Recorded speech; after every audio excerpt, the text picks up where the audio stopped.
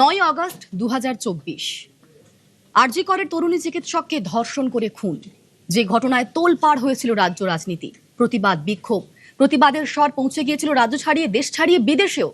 সেই ঘটনার 2 বছর পার, কিন্তু এখনো বহু প্রশ্নের উত্তর অধরা। আরজি করের ঘটনায় নতুন করে তদন্ত হবে, আজ বললেন মুখ্যমন্ত্রী। অভয়া স্মরণ সভায় নির্দেশ মুখ্যমন্ত্রীর। কেন তড়িঘড়ি দেহ সৎকার, সেই প্রশ্ন তিনি তুললেন এবং বারাকপুরের সিপিকে তদন্তের নির্দেশ দিলেন মুখ্যমন্ত্রী শুভেন্দু অধিকারী। এই মুহূর্তে আমার সঙ্গে সরাসরি অর্ণব রয়েছেন প্রতিনিধি। অর্ণব, রাজ্যে পালা বদলের পর আরজি করের ফাইল খুলেছে, আর আজ মুখ্যমন্ত্রী নতুন করে তদন্তের নির্দেশ দিলেন। আর কি বললেন মুখ্যমন্ত্রী?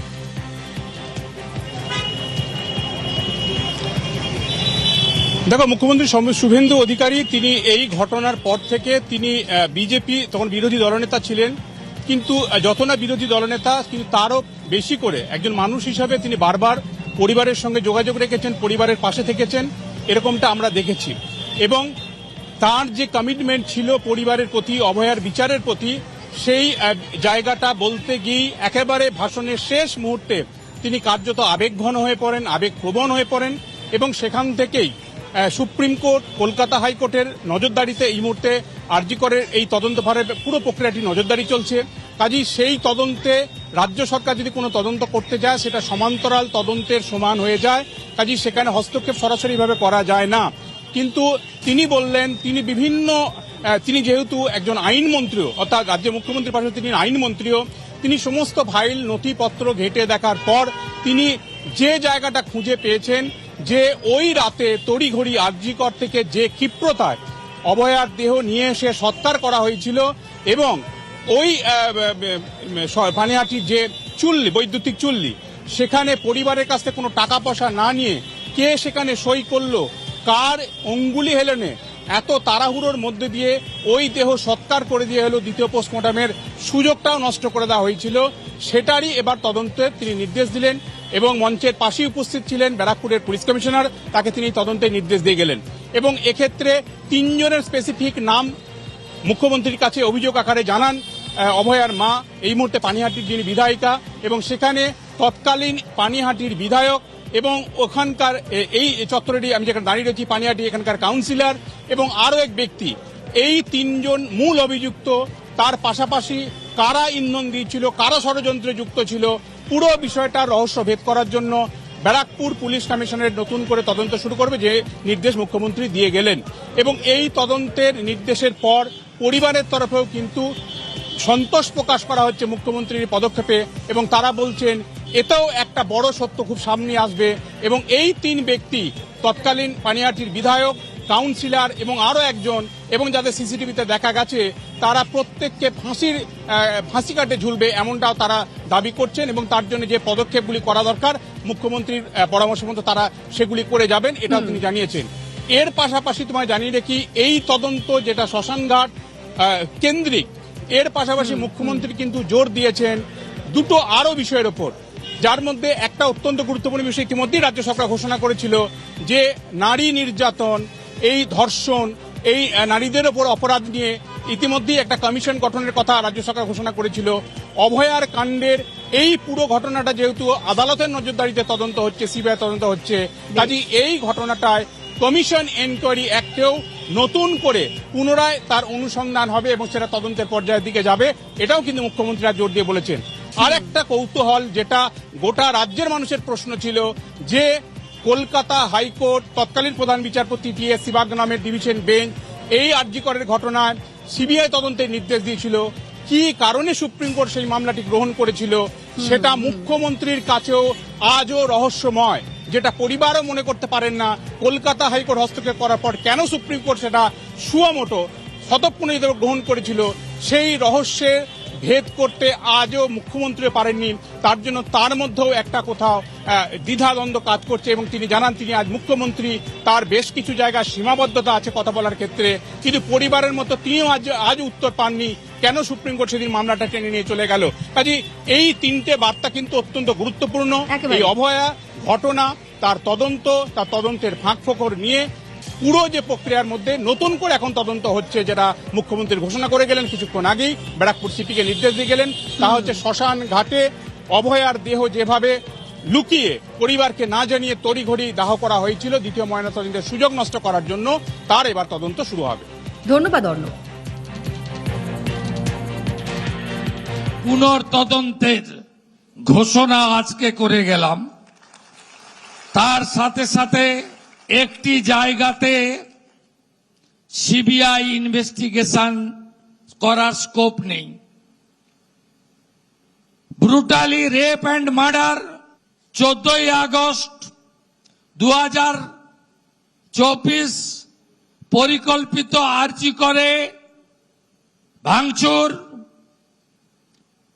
আর আরজি করে ফাইন্যান্সিয়াল করাপশন, এই তিনটি বিষয় সিবিআই কে কোর্ট দিয়ে রেখেছে। রাজ্য পুলিশের ঢোকার সুযোগ নেই, কিন্তু একটি জায়গা আমি খুঁজে পেয়েছি যেখানে রাজ্য পুলিশের ঢোকার সুযোগ রয়েছে, সেটা হলো ক্রিমেশন ঘাট, Natagarh, Kadamtala, CR park, under ঘোলা পিএস। এখানে আমরা আশ্চর্য হয়ে যাবেন, সিরিয়াল 3-তে ছিল, 1 করেছে। ক্রিমিশন কস্ট হয়, দিতে হয়। ক্রিমিশন কস্ট বাড়ির লোক দেয়নি, সিগনেচার করতে হয় বাড়ির লোককে। Any close relative, no signature. এখানে নির্মল ঘোষ, সোমনাথ দে, সঞ্জীব মুখার্জি,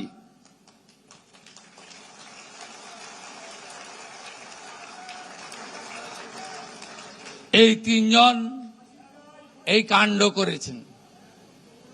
আমি সিপি আছে, সিপি ব্যারাকপুর হেয়ার, এটাতে সিবিআই নেই। Please start new case and take appropriate action. আমার যা করার আছে করব। অভয়া বলিনি, অভয়া বলিনি, অভয়া বলিনি, অভয়া বলিনি। মানুষ আমাদের জিতিয়েছে অভয়ার বিচার দিতে। আমার লিমিটেশনের মধ্যে আমি কমিটেড, আমি কমিটেড, আমি কমিটেড।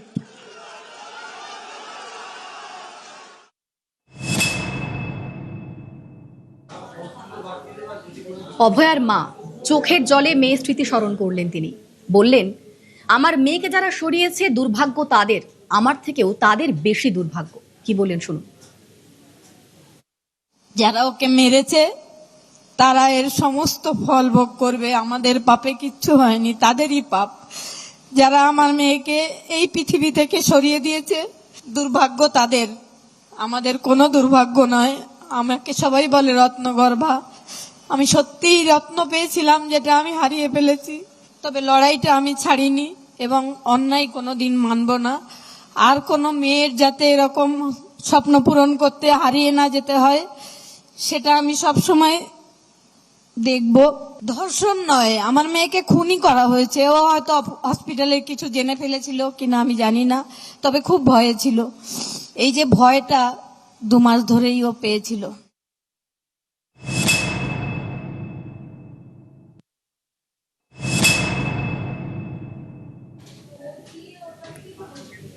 হু কিল্ড অভয়া? অভয়ার মৃত্যু তো শুধু খুন ধর্ষণের ঘটনা নয়, এর পেছনে রয়েছে বৃহত্তর ষড়যন্ত্রের অভিযোগ।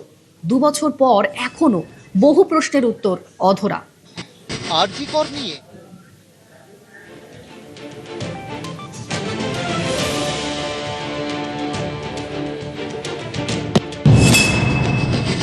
আরজি কর নিয়ে আজও নানা প্রশ্ন। প্রমাণ লোপাট কে করেছিল? কেন প্রমাণ লোপাট করেছিল? কবে প্রমাণ লোপাট? কার আদেশে প্রমাণ লোপাট? সেদিন অভয়ার সঙ্গে কে কে ছিলেন? ঘটনার পর কারা এসেছিলেন? দাহ করতে এত তৎপরতা কেন? অভয়া কি কি জেনে ফেলেছিলেন?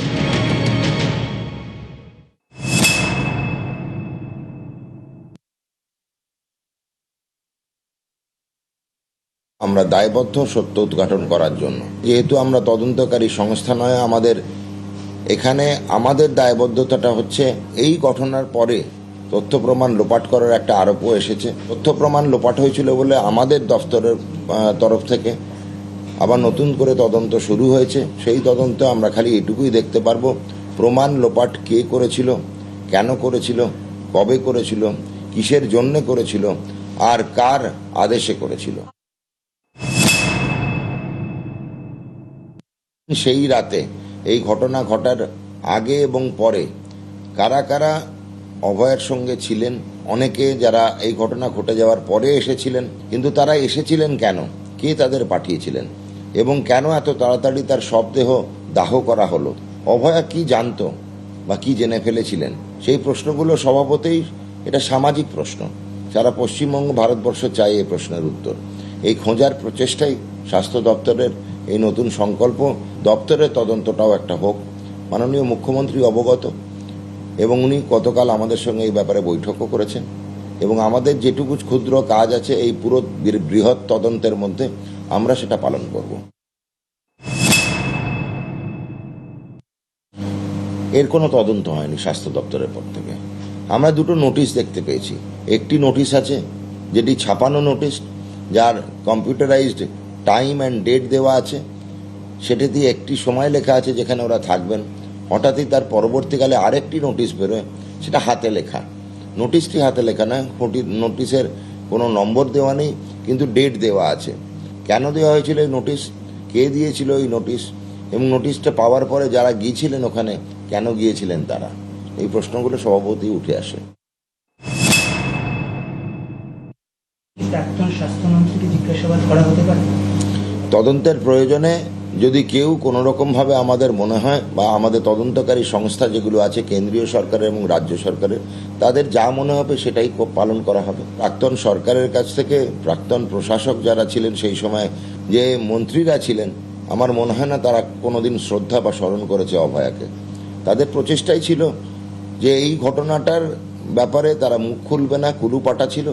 তাদের একটাই প্রচেষ্টা ছিল যেন এই ঘটনাটা কোনোভাবে আমাদের পায়ের তলায় রেখে দেওয়া হয়, যাতে কোনোভাবে উন্মোচিত না হয় সত্য।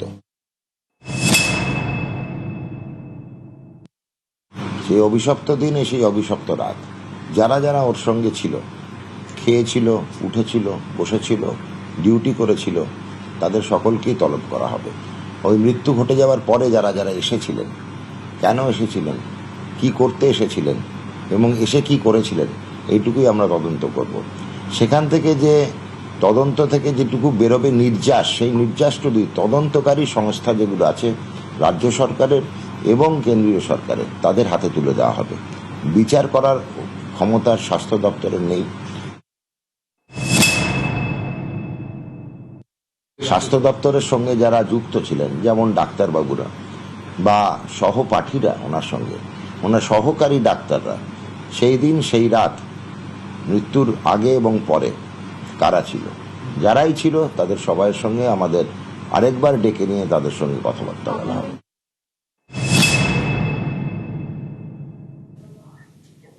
2024 9 অগস্ট, 2 বছর আগে এমনই এক দিনে বৃষ্টি ভেজা শহরের চোখ ভিজেছিল তরুণী চিকিৎসককে ধর্ষণ খুনের ঘটনায়। তারপর সময় পেরিয়েছে, রাত দখল হয়েছে, আন্দোলন, বিক্ষোভ, তদন্ত, গ্রেফতারি সবকিছুই হয়েছে, কিন্তু তারপরও উত্তর অধরা। ঠিক কি হয়েছিল সেই রাতে? রাজ্যে পালা বদলের পর আরজি করের ফাইল খুলেছে এবং অভয়ার স্মৃতিতে আজ যারা ততক্ষণ যখন বিচারের আশা যারা করছিলেন, সেই সব মহলে আজ অভয়ার স্মৃতিতে নীরবতা। অভয়া বিচার পাক, এই স্মৃতিতে, এই শপথে সামিল হয়েছি আমরাও, নিউজ 18 বাংলা।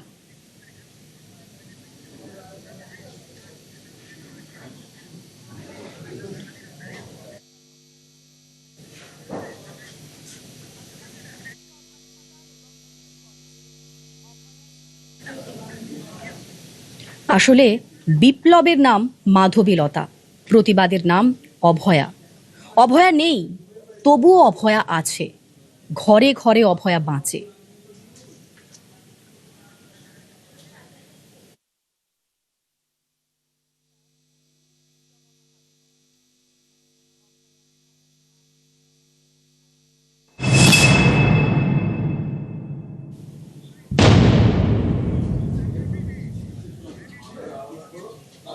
আসছি পরের খবরে, নজর রাখবো হালির শহরের দিকে। হালির শহরে গরম সেখানকার পরিস্থিতি, কারণ মমতা বন্দ্যোপাধ্যায় যখন হালির শহরে পৌঁছলেন তারপর বিক্ষোভের মুখে পড়তে হলো মমতা বন্দ্যোপাধ্যায়কে।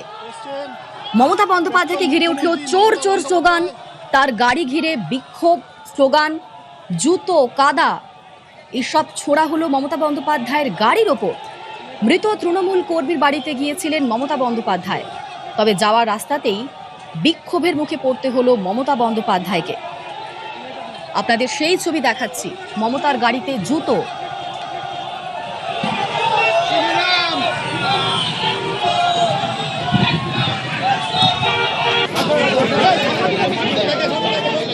উঠল চোর চোর স্লোগানও।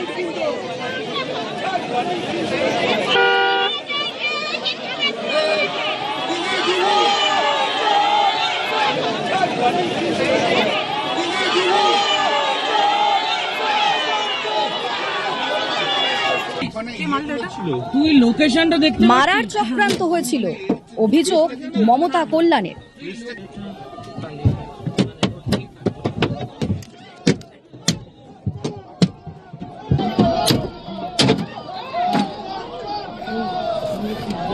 সোজা সোজা সোজা রাস্তায় বিজেপিকে জোগাড় করে এখানকার লোকাল আইসি যিনি এই হত্যাকাণ্ডের ঘটনায় ইনভলভ, তিনি নিজে বাইরে থেকে বিজেপি তারা আমাদের গাড়িতে অশ্রাব্য গালিগালাজ এবং এত বড় বড় ইট মেরেছে। মাথা ফাট যাতা, हम लोग सब मर जाता। নিন্দা করছি, ধিক্কার জানাচ্ছি। আমরা যেভাবে দেখলাম তাতে আমাদের মনে হয়েছে পূর্ব পরিকল্পিতভাবে আজকে মমতা বন্দ্যোপাধ্যায়কে মারার এখানে চক্রান্ত করে। পাল্টা তৃণমূলকে জবাব বিজেপি রাজ্য সভাপতি শ্রমিক ভট্টাচার্য। যেভাবে তৃণমূলের পক্ষ থেকে বলা হচ্ছে যে পরিকল্পিতভাবে মুখ্যমন্ত্রীকে খুন করার চেষ্টা হয়েছে, তাদের কাছে এখনো তিনি মুখ্যমন্ত্রী আছেন, কারণ এখনো হ্যাংওভার কাটেনি। প্রশ্ন হলো যে অত্যাচার তারা বিজেপির উপরে করেছে, সাধারণ মানুষের উপরে করেছে, ভুলে গেছেন? রাজ্যের বর্তমানের মুখ্যমন্ত্রী প্রাক্তন বিরোধী দলনেতাকে উত্তরবঙ্গে জীবন্ত গাড়িতে পুড়িয়ে মেরে দিচ্ছিলেন। ভুলে গেছেন দক্ষিণ 24 পরগনায় তদানীন্তন রাজ্য সভাপতি কেন্দ্রীয় মন্ত্রী সুকান্ত মজুমদারের সঙ্গে কি আচরণ করেছে তৃণমূল কংগ্রেস? একজনের পর একজন বিধায়ক, সাংসদ তারা কোভিড কালে নিজের নির্বাচনী কেন্দ্রে রিলিফ পর্যন্ত দিতে পারেনি। 2021 সালের 2রা মের পর 56 জন খুন হয়েছেন, আর তার জন্য মানুষ যদি স্বতঃস্ফূর্ত হয়ে প্রাক্তন মুখ্যমন্ত্রীকে দেখে চারটে স্লোগান দেয়, গো ব্যাক বলে, সেটা তো হবেই। ব্ল্যাক ফ্ল্যাগ দেখায়, এটা হতে পারে। জনরোষের শিকার তৃণমূল কংগ্রেস। তৃণমূলকে তৃণমূল মারছে, বাঁচানোর জন্য একজন বিধায়ক আসবে না, সাংসদ আসবে না? এতজন তো সাংসদ আছেন, কেউ আসবে না। এদিকে ডিজিসিপির পদত্যাগ দাবি করেছেন কল্যাণ বন্দ্যোপাধ্যায়, কি বললেন শুনুন। আজকে ওদেরকে যেভাবে ভয় দেখিয়ে বাড়ির ভেতর ঢুকিয়ে রাখা হচ্ছে, তা বাংলার মানুষ কেন, ভারতবর্ষের মানুষ দেখবে বিচার ব্যবস্থা কি, এবং এই বিচার ব্যবস্থায় এই আইসি থেকে আরম্ভ করে তাদের শাস্তি হবে। আমরা ডিজি এবং সিপি ইমিডিয়েটলি আমরা রেজিগনেশন চাই, কারণ ডিজি এবং সিপির নির্দেশে একে পিটিয়ে মারা হয়েছে। আমরা এর বিচার চাই। এই ঘটনায় স্থানীয় বাসিন্দারা কি বলছেন শোনাব।